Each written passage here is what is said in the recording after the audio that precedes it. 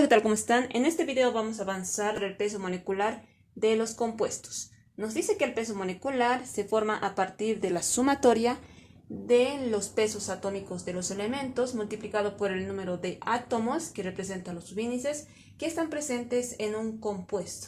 Entonces aquí tenemos un ejemplo de un compuesto que es una sal ácida oxisal, que es el carbonato ácido mercurioso, donde nos dicen que hay que hallar el peso molecular de este compuesto. Entonces, para poder hallar el peso molecular de este compuesto, ¿qué es lo que debemos hacer? Tenemos que tener el conocimiento de los pesos atómicos de cada elemento para poder hallar el peso molecular de este compuesto. Aquí ya tenemos los pesos atómicos, que está representado por la letra A, que indica el peso atómico.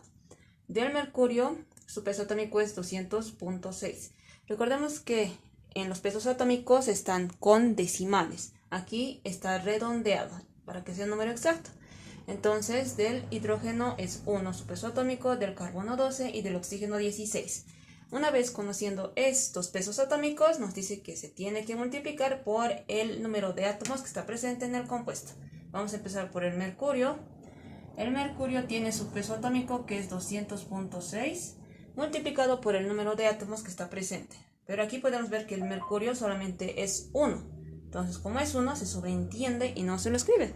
Pero aquí vamos a escribir para que haya un mejor entendimiento. Aquí va a ser por 1, porque solamente hay un mercurio. Entonces, ¿qué va a ser? 200.6 por 1 nos va a dar de igual manera 200.6. Seguimos con el otro elemento, que es el hidrógeno. Tiene su peso atómico de 1.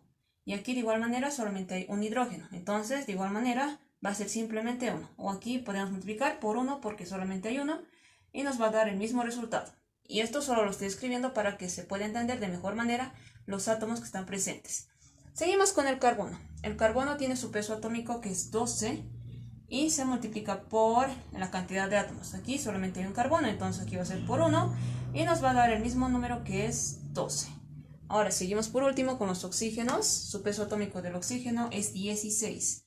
Y aquí podemos ver que hay 3 átomos de oxígeno en el compuesto. Entonces aquí vamos a multiplicar por 3, porque aquí podemos ver que tiene un subíndice que indica la cantidad de átomos que hay en el elemento, que en este caso es el oxígeno.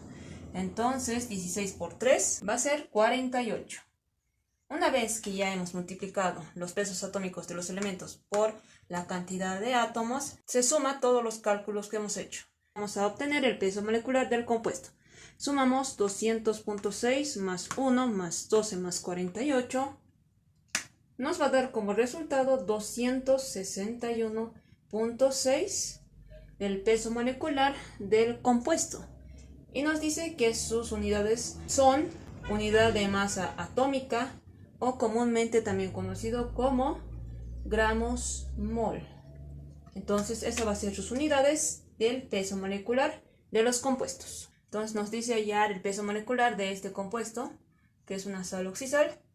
Y nos dice que primero hay que anotar los elementos que están presentes en el compuesto. Primero está el aluminio, el antimonio y el oxígeno. Una vez anotado, nos dice que hay que escribir los átomos que están presentes, es decir, los subíndices que están presentes en cada uno de los elementos. Aquí en el aluminio está el subíndice de 4. Entonces aquí anotamos 4 y se multiplica por el peso atómico, que representa la letra A del aluminio. En este caso el peso atómico del aluminio es 27, redondeando, entonces aquí va a ser 27.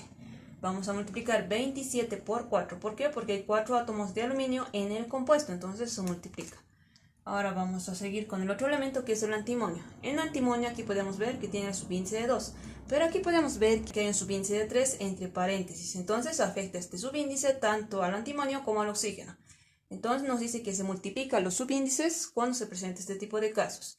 2 por 3 son 6 antimonios que están presentes en el compuesto. Entonces van a ser 6. Aquí va a ser 6.